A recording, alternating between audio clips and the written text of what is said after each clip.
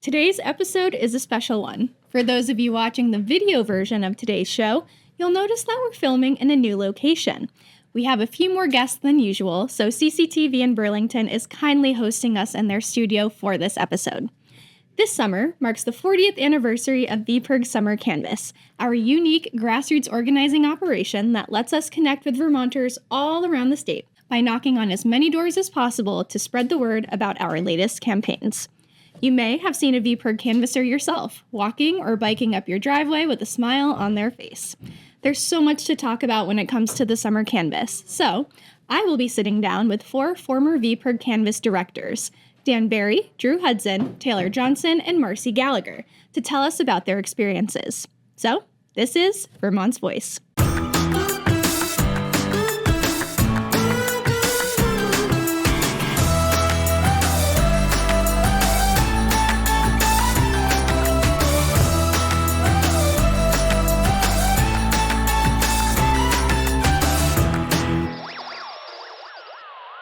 So Taylor, Marcie, Drew, and Dan, thank you so much for being here today and welcome to Vermont's Voice. Thanks for having us. Thank you. Such a joy. Now, since not all of our followers watch the video version of this podcast, I think it makes sense to start with some quick introductions, really just kind of going down the line. So if you could just quickly share your name and your sort of history with VPIRG, I think that would be really helpful. So Taylor, we'll start with you. Yeah, sure. So my name is Taylor Johnson. I started with the VPIRG Canvass in 2009 and kind of worked my way up. I think I was an assistant director in 2010 and 11, and then I directed the Canvass office in 2012 and 2013, I believe. I could be off by like 1 year on every day Close I enough. give you, but yeah, I think that's about right. All right, great. Thank you. I'm Marcie Gallagher. I started canvassing in 2016, which was the summer we thought that Bernie was going to be our next president, and then came back the next summer for a very different reality. I canvassed until 2021, and I was a VPIRG fellow working full-time, and then the environmental advocate, and wrapped up just last June. Thank you, Marcie. And I'm Drew Hudson. First year running the Burlington, Vermont Canvass office was 2002, though I'd run Canvass offices in Baltimore and D.C. before that, and worked at VPIRG as a field and communications person for a number of years until about 2008, and have been on the board ever since. Amazing. Ooh, board member. I'm going to have to clean it up. I'm Dan Barry. I worked on the campaign in 1985 and 1986, the first 2 years of the canvass, and hightailed it to D.C. for a couple of years and then came back. And I think I was the second full-time development director for VPIRG in 1989, 91, 1991, where among other tasks, we were building the canvas, but also developing direct mail campaigns, and the phone campaign were started back there. So I was sort of at the ground level of a lot of the stuff that VPIRG has done so well since then. Amazing. Well, again, thank you all for being here. Really looking forward to digging into the very diverse collection of experiences here. I think it's going to be a really good conversation. So, as you all know, we are celebrating VPIRG's 40-year anniversary of the Summer Canvass, which is a huge deal. And so I think to start, I'd love if you could share how you first learned about VPIRG and what compelled you to get involved. Marcie, we'll start with you this time. I first heard about VPIRG when I was in high school, and my sister was a canvass director. When I toured UVM with my sister, I saw a poster that advertised camping and biking for money. And I said, hey, that looks pretty cool. And she said, that's where I work. And then by the following summer, she had kind of strong-armed me into becoming a canvasser at age 19. I will say I had canvas experience. I was majoring in environmental studies and political science. So it wasn't a far reach for me, but that was my start with VPIRG. Very cool. Thank you. Me next? Yes. So like I said, I'd run canvass offices in Baltimore and D.C. and New Jersey in the past, and moved up to take a full-time job at VPIRG. And my wife is from Vermont, from Springfield originally. So she was very eager to get back to the state. This was just before we were married. And I was first introduced to the VPIRG canvas. I came up and met with Paul interviewing Paul Burns, the longtime executive director at VPIRG, interviewing for the full-time job after the summer first. And he said, and you can run the summer canvas offices. Oh, yeah, no problem. I've run canvas offices before. He said, how are your biking skills? Never run a canvas with a bike before. And that was the big revelation moving to Burlington. Very cool. Yeah, that's probably a lot to adjust to. You're not quite used to it. Much bigger turfs in Vermont. In a small state, we have bigger turf than anybody else. Yeah, absolutely. Dan? So in the spring of 1985, I was walking out of a philosophy class, and my friend Joan Mulhern, who had gotten involved with VPIRG back then, came up to me and said, "What are you doing for work this summer?" To which the only reply was, "I have no idea. It's April." And so she offered me a job, helping her set up the canvas. She had canvassed for Massachusetts PIRG and for Oregon PIRG, and had begun volunteering with the two staff members. There were, I think, 2 part-time staff members for VPIRG back then, and suggested that they start a canvas, and they were dead set against it. Joan Mulhern is a force of nature. Rest in peace. Joan is no longer with us, but she single-handedly changed the trajectory of VPIRG by insisting that they start a canvas.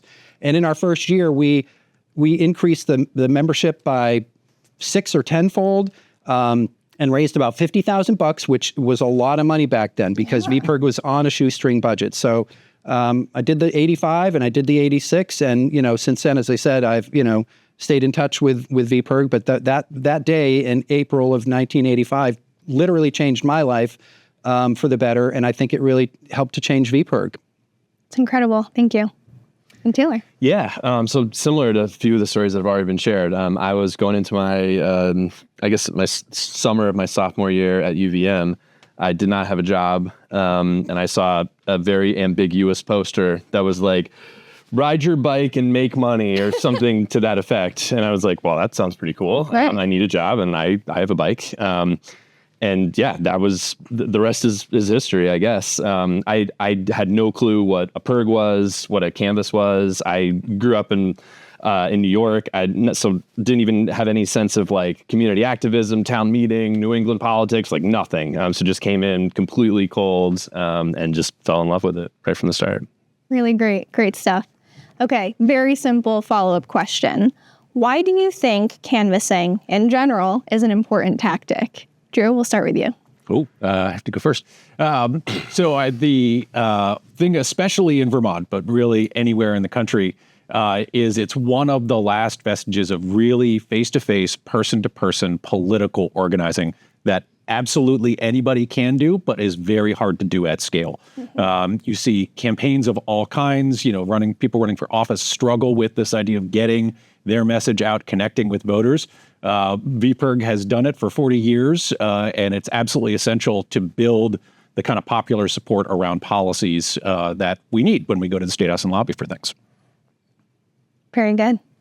Dan? Again, going back to the olden days, the internet didn't exist. We didn't have social media, and there were no other channels for us to reach people across the state of Vermont. And throughout historic time, people are tribal. They learn from the leaders that they respect from their faith or from their business or their neighborhood. And so to reach people, it is true. You have to be able to get in front of them. You have to be able to meet them face to face. It's a much, much, much more valuable means of building a relationship, or at least conveying information. And I think VPIRG has proven that every single summer. The way that VPIRG has grown. When I was here, the mission of VPIRG, the canvas, was to grow by 30% every year. And I was like, how is that going to be possible? We have tiny little towns. It's just, that formula is not going to work here. And, I think it's really incredible that the staff and crews over all these years have managed to figure out how to do that. Yeah, couldn't agree more. Taylor? Yeah, I think it's important, I guess, twofold. One, I think it's just important for society that things like the canvas exist. I remember some of the looks I used to get back in 2009 about like, what are you doing? Are you really gonna just go door to door and talk to people? And like, yeah, I can't even imagine what it's like now. It's got to be one of the last like instances of just face-to-face communication with a stranger like out there. So I think it's really important that it survives. But also just strategically, I think it absolutely works. It works to get people involved. who people like me, you know, like one people at the door, but then two people like me who would never, like a young person who just didn't know that this type of environment existed. And then I ended up dedicating like a decade of my life to it. So it absolutely works in many ways. And it's very important that it keeps going. Absolutely. Marcie? I think no matter what the outcome of any particular campaign is, teaching young people, especially now because of social media and the internet, how to talk to people that don't agree with them, that live completely differently than them. I used to call it like small talk boot camp. You know, I learned, I know how to knock on someone's door and start a conversation from scratch. And that's becoming harder and harder to learn how to do. So I think that's the most important thing about the Canvas. Yeah, totally valid. And that's something we're going to touch on in a little bit. So I'm glad you've brought that up. And I think it's such an important community building operation that we have that is unique and special and we cherish and need to continue cherishing throughout time. So thanks for those responses there. Now, over the years, as you know, we've covered a lot of ground, primarily on climate and energy, environmental health, consumer protection, and democracy. As you know, you're wearing the t-shirts today for Democracy Summer. That's our latest campaign. We'll talk more about that in an upcoming episode. But I'm really curious to know, during your time in VPIRG, which campaigns did you work on, and maybe did you have a favorite? We'll start with you, Dan. Yeah, this is a tough one for me. First of all, because it was a long time ago, and because the Canvas was so new, we hadn't really figured out how to specialize on topical issues, which is an incredibly important advancement because you're always going to find something that resonates with almost everybody in the state of Vermont. The only ones that I can recall, I mean, we always were focused on nuclear energy. We were always, because of, you know, our reliance on nuclear energy, at least back in that period of time. We did a campaign around Superfund sites in Vermont that I recall. But climate change was not an organizing issue at that point in time.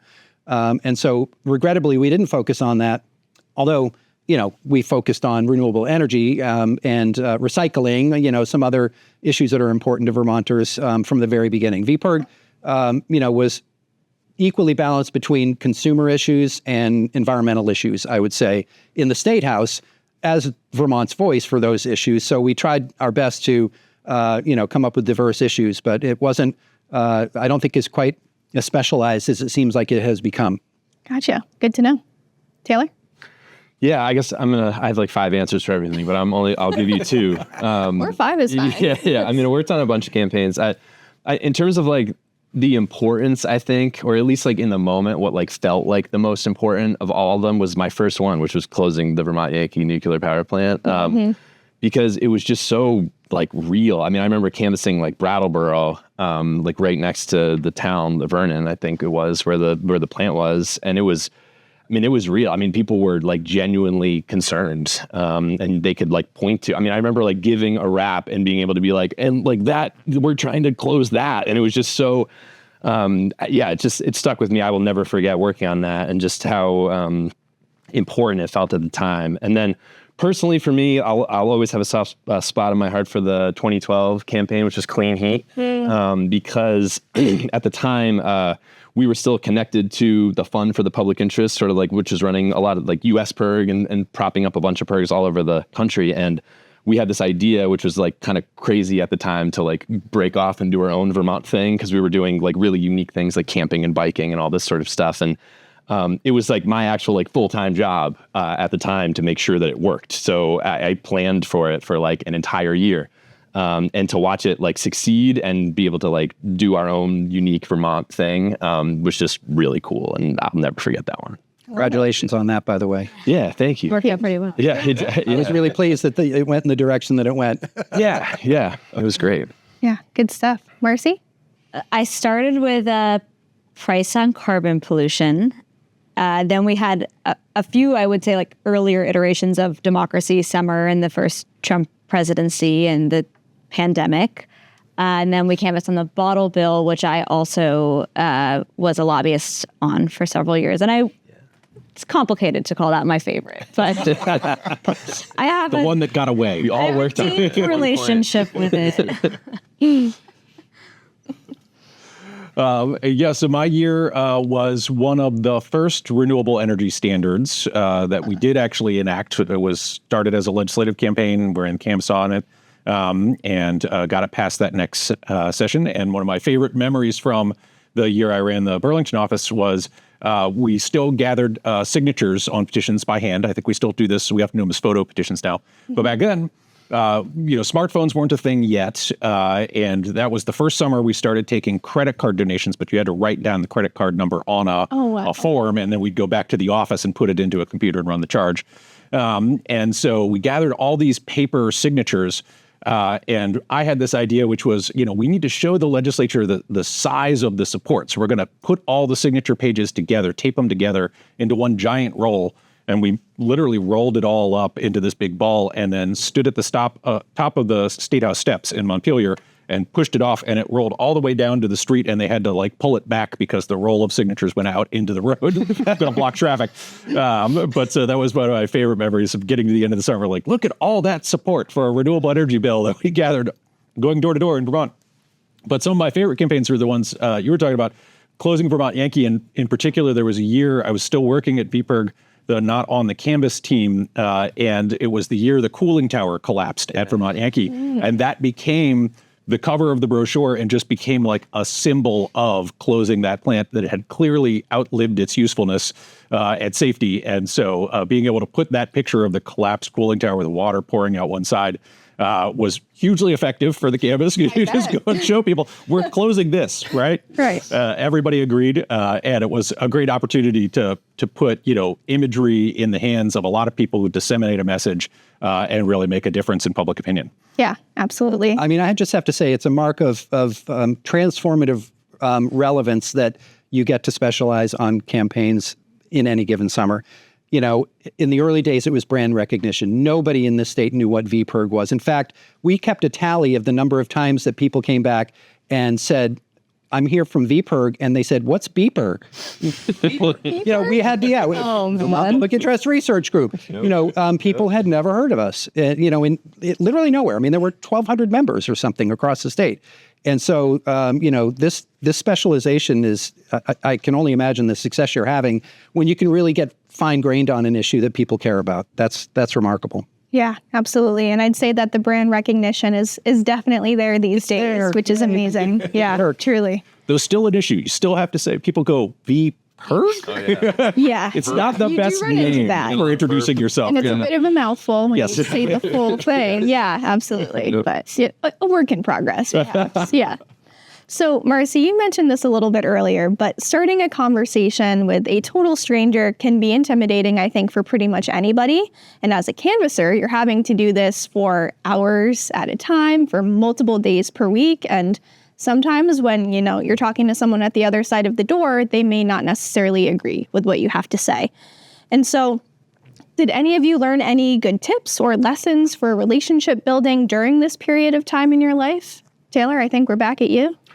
Sure. Yeah. I, for the most part, I think was always able to find some sort of common ground with people, which has stuck with me for my entire life. Even people who didn't think that Vermont Yankee needed to be closed. I got to talk to them. I would just pivot to something else. I would talk about their lawn or their dog or their house or their town or the weather. And it just, I don't know, you just develop this ability, I think, to just try to search for common ground.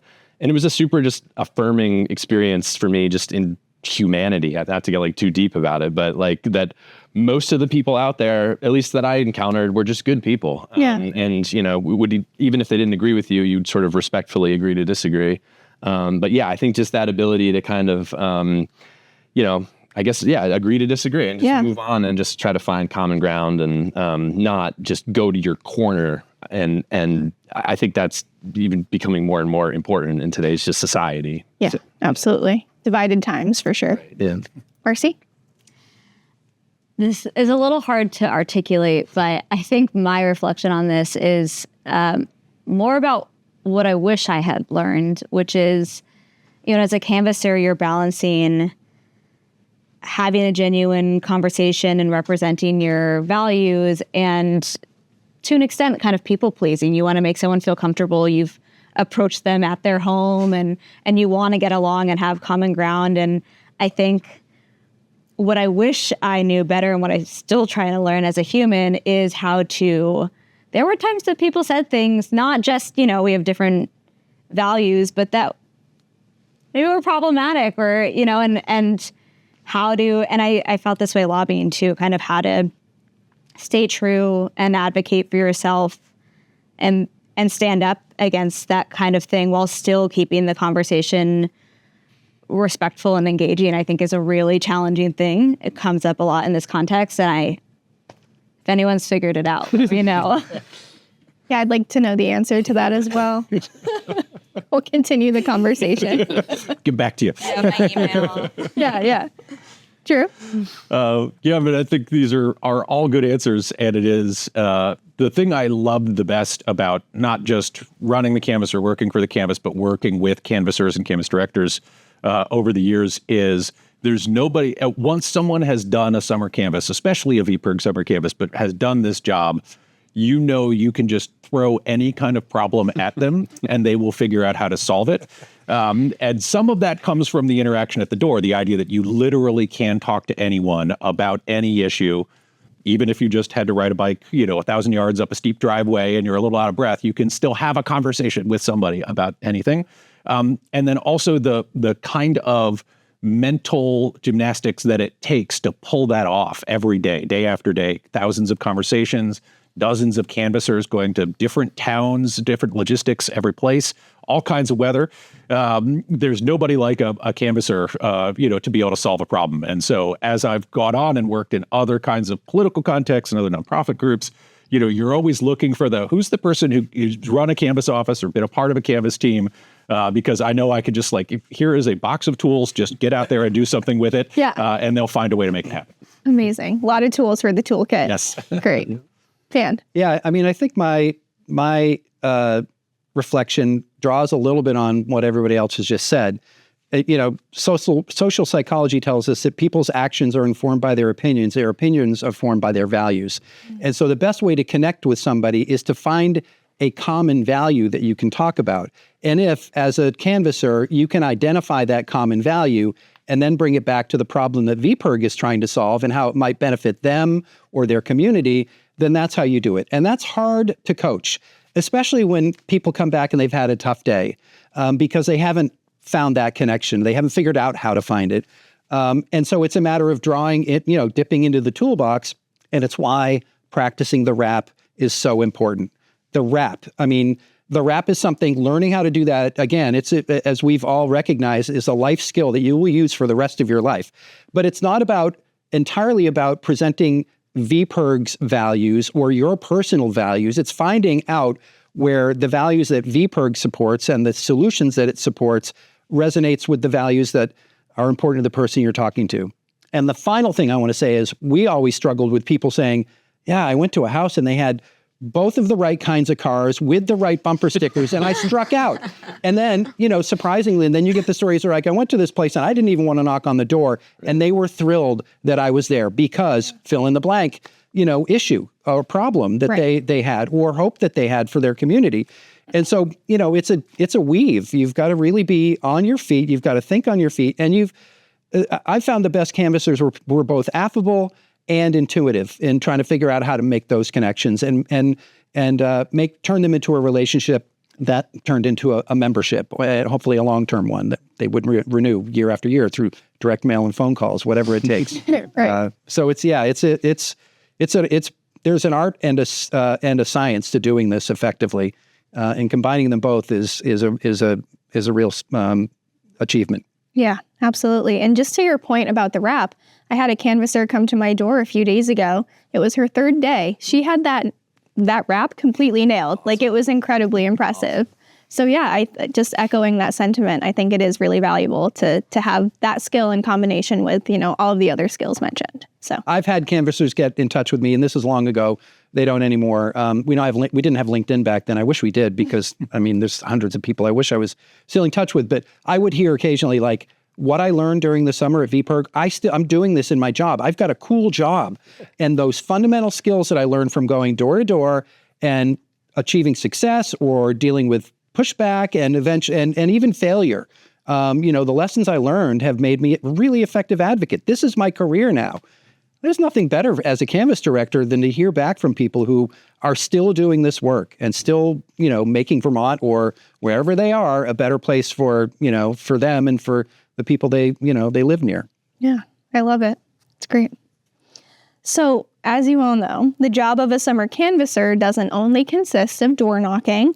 In fact, you get to explore new parts of the state on bike, which you've all mentioned in some capacity. You get to go camping and swimming, and from what I understand, you make a lot of lifelong friendships. So I'm curious if any of you are still in touch from the folks from your cohort. Marcie, I'll start with you. Yeah, of course. I talked to probably at least one former Canvas friend every other day. So you're tight. It's a big part of my life. That's amazing. Yeah. Drew? Relatively fewer of the folks, because I directed offices, 20 odd years ago. But a lot of the folks when I was still at VPIRG, we were mentioning there's a bunch of other Canvas directors who are still around Vermont, some of whom still work for VPIRG. And those certainly are part of my extended family. And I did briefly draw several members of my actual family into working for VPIRG in various capacities. And some of them canvassed in other states and places as well. So it definitely, you don't just get one canvasser when you get somebody hooked on the operation. It's like you get many generations. Oh, I love that. Dan? A handful. My good friend Diane Ziegler was the Canvas director when I was the development director. She was the leader who brought the idea of bicycle camping to me as the development director. Yeah. And I was skeptical at first. We already had a rental car. She's like, we can just get bike racks and everybody has bicycles now. Again, it's amazing what a year or two difference makes. Mountain bikes didn't exist in the late 80s. They were a recent innovation.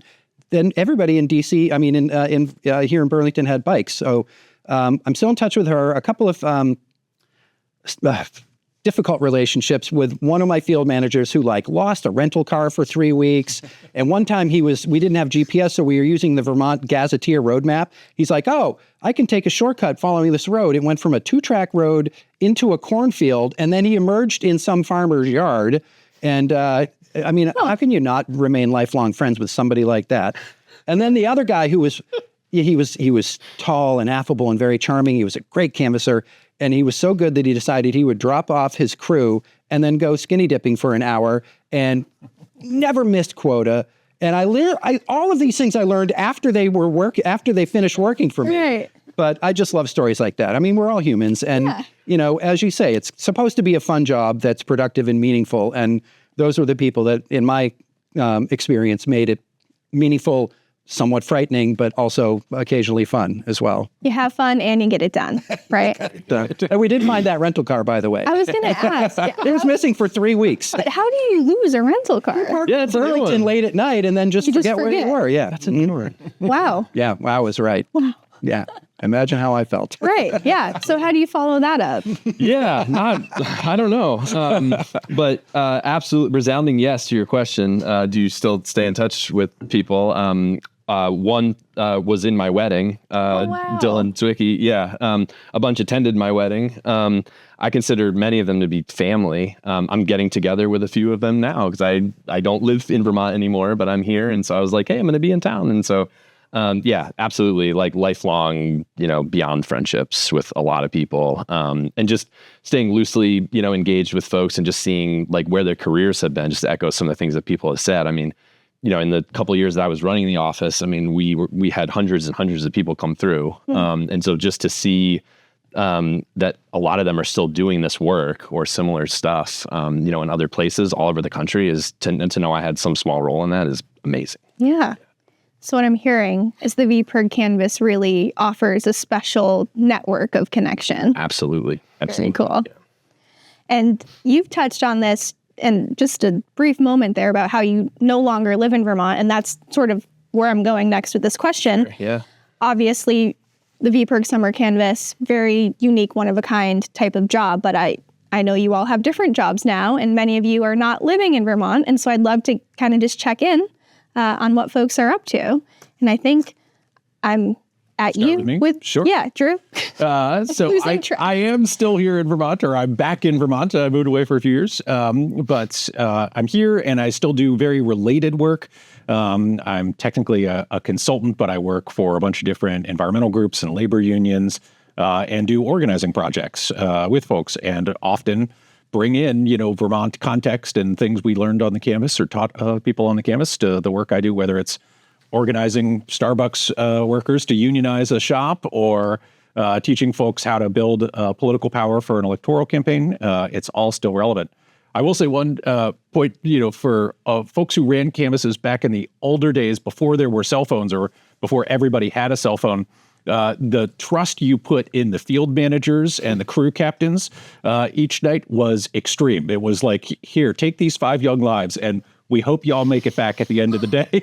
And they always did. They were always wonderful. But it wasn't almost always. It was an awesome responsibility, because when I started as a field manager, my first summer working, I was 19 years old. I was a college student in Baltimore. And that, somebody would trust you with that kind of responsibility. Take these 5 people out in the field. We have no idea where you're going. There wasn't GPS or cell phones or anything. Couldn't contact you once you left the office.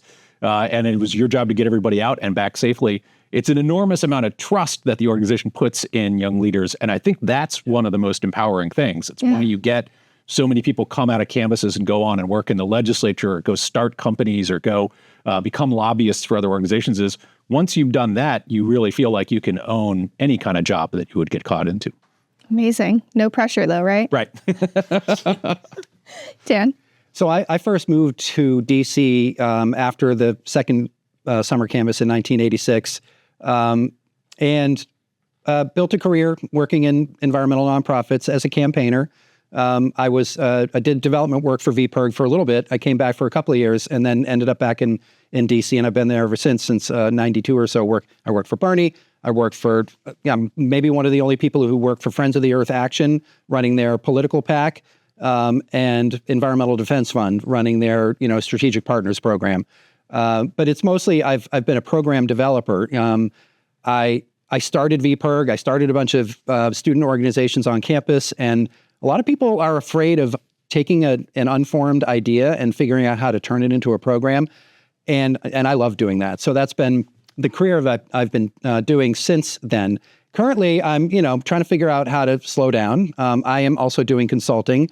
My specialization is leveraging the research that we have about how people engage, how we get people to break out of their tribes, or how we get tribal leaders to help influence groups of people, because other than canvassing, there's really no proven way to get one-on-one contact through other forms of media. That's the only channel that works.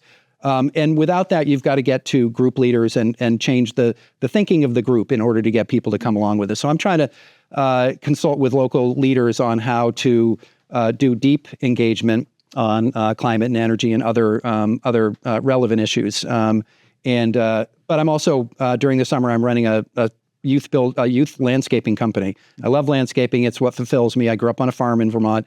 And so I'm training kids in DC on, the basics of how to build a landscaping business and how to do the work and how to clean under your nails when you're done and all of that stuff. And it's really fulfilling. I love it. I like being out in the field, and it's a joy to see these, to help develop young people again into doing something that they'll use for the rest of their lives, even if it's just working for their mom or dad, or eventually their family when they get their own place. So, wow. Yeah. That's great. Sounds like you're keeping very busy. Yeah, but I've got a product I want to talk to you about. All right. Yeah, my deep engagement curriculum that I've been working on for a couple of years. So we'll have to talk after this. Good stuff happening. All right, Taylor, what are you up to? Yeah. Well, to go back a little bit, I guess, because some other folks mentioned that they worked at VPIRG after the canvas. I did too. I pretty much turned the canvas into a full-time job, as I mentioned, to kind of start the 2012 campaign. So I proved my dad wrong that I could turn canvassing into a full-time job. And then I worked as an advocate in the State House for like 3 or 4 years. I actually ended up turning that weirdly into a legal career. One of the bills we were working on was to do Vermont's own version of TSCA, the Toxic Substances Control Act.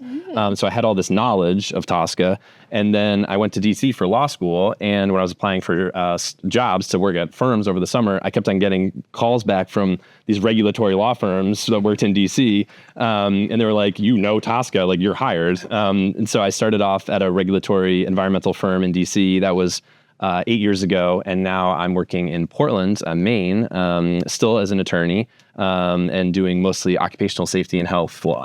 Wow. So, Very fascinating trajectory. Long journey, but VPIRG was very involved. Yeah, in integral. all of it. Yeah. I love that. Yep. And Marcie. Yeah, I'm at a pivot point right now. I'm actually starting a new job in about 2 weeks at Local Motion, which is a nonprofit in Burlington. I'll be working on advocacy and assisting towns to make their streets safer. And I'll be back in the State House a little bit as well, which I haven't told my old VPIRG colleagues. So this is my announcement that I'm returning. This is breaking news. This is breaking news. I'll be Wow. back. Well, congrats. Really excited for you. Thanks. That's amazing. All right. So hypothetical scenario here. Let's say there's somebody in the room right now. They're considering applying to become a VPIRG canvasser. Maybe they're a little bit on the fence. Dan, what would you say to them? Get off the fence. Okay. If you have passion and you want to improve your community, your state, the world, there's no better time to get involved. And there's really no better training than trial by door knocking. It really is difficult. It takes courage. It takes preparation. It takes resilience. Like I said before, it takes the ability to read people. You just sharpen so many skill sets. And it's not going to be your forever job. There may be canvassers who canvass year after year after year. They have superhuman powers that I think we should figure out how to tap into. But if you're trying to figure out a pathway in the world of public interest, and it seems like we're all in that world still, there's no better way to do it. You really do learn who you are. You learn a lot about people, and it's all about those relationships that it's hit or miss. But the more you know about, the more skills you develop, as a canvasser, the more hits you'll get as an advocate for whatever you're passionate about. All the passion in the world is insufficient if you don't have persistence and a skill set that you can deploy to effectuate the change that you seek. I like it. Taylor? Yeah, do it. I'll do it 1,000%. To build on that, even if you don't have passion, you should do it because it will teach you to be passionate about things. I remember having major arguments with my family about nuclear power, that summer that I was working on the canvas, and upsetting family barbecues and becoming really passionate about it. That you learn those skills. You learn how to really care about something that's sort of outside of yourself. You learn how to be a member of a team. You learn how to talk to people, which is just becoming a dying art form. And just having that ability to just talk to someone and just to be in the room in person as opposed to sending a message or going on social media it's so important. And it's just how things actually get done. And just to be a part of that, to have that as your job, you're learning how to be a better human being basically every single day, while making an impact on your community and also developing friends for life. It's the best job in the world. Who could say no to that? Not even close. Yeah. Yeah. Yeah. I think that Dan answered this really well earlier, talking about how much you learn. And, granted, I'm not working in STEM. I've still been in nonprofit and advocacy, but it's talking to people is the single most important skill I've learned anywhere at any time in my life. So I'll not focus on that, but instead say my summers canvassing were the best summers of my life. Yep. And I said the other day, I wish I could have a job as intense as VPIRG and also have a dog. You're not going to be able to do this kind of work for the rest of your life or at that intensity. That's just feels so good as at the same time as being so crazy. So yeah, I don't want to say it's now or never, but there is kind of a specific time in your life that you can do this kind of work and make an impact like this. And so, yeah, do it now. I like it. What else can you add? I guess I would just say, if if our hypothetical person were right now, 2025, considering it, I would add to everything that's been said, you will feel much better about the world and your place in it. In a moment of climate collapse, of democratic backsliding, of autocracy, all the bad stuff that you see on the news and feel like you can't do anything about, canvassing is a thing anybody can do. It's a skill. You have to learn it and you have to develop it, but anybody can do it, and it will make you feel better and more participatory and like you are a part of the solution to do it, especially in a moment like this. Because media and the political establishment is making hay out of dividing people. And when you go out in the community, you see face to face with people that we have more in common than we have different from one another. And if you can remind yourself of the goodness of people, not every single person, but the majority of people are gonna be interested in hearing what you have to say. And it will help to dispel this notion that we're irreversibly divided and doomed. We're not. I mean, these kinds of conversations, the kinds of conversations that happen on the doors, this is absolutely what we need to heal democracy right now. You're right about that. Yeah. It's good stuff. And you can skinny dip sometimes.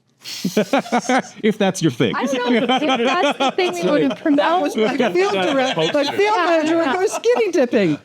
Oh my I don't God. know how the team. We're not encouraging any canvassers. This could get edited out. We're just saying that can't happen.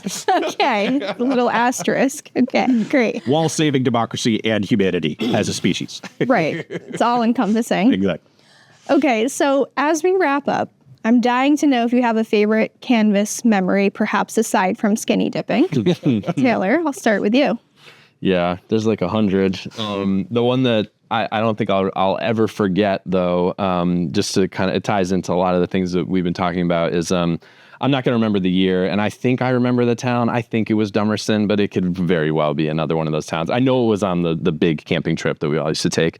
But it was like my first house of the day. It was new turf, so we had never been there before on this particular road. And the first guy that I talked to, he was like an older gentleman, and he was totally on board. He became a member. We had a great talk. And then he looked out and he saw my bike and he was like, "What are you doing after this?" And I was like, "I'm going down the road. Like, I'm going to talk to all your neighbors." And he was like, "Can I come with you?" I was like, "Sure. Yeah. Wow. Like, absolutely." And so it was like one of the best days canvassing I ever had. I mean, he kind of learned the rap with me, and he was like giving the spiel to his neighbors. And then I would come in, and it was just like, and like other people were like looking out and like seeing what we were doing. Like literally this whole like tiny road, just became involved like in one day. And just I don't know, that feeling was just so cool. And I don't know, whoever got that turf next was in for a treat. But yeah, it was a really good day. And it just kind of like, it was early on in my Vermont canvassing experience. I was like, this is just different. Like, Right, this yeah. is just so different. So yeah, never forget that. That's super cool. Yeah. Awesome. See, this is by no means my favorite memory.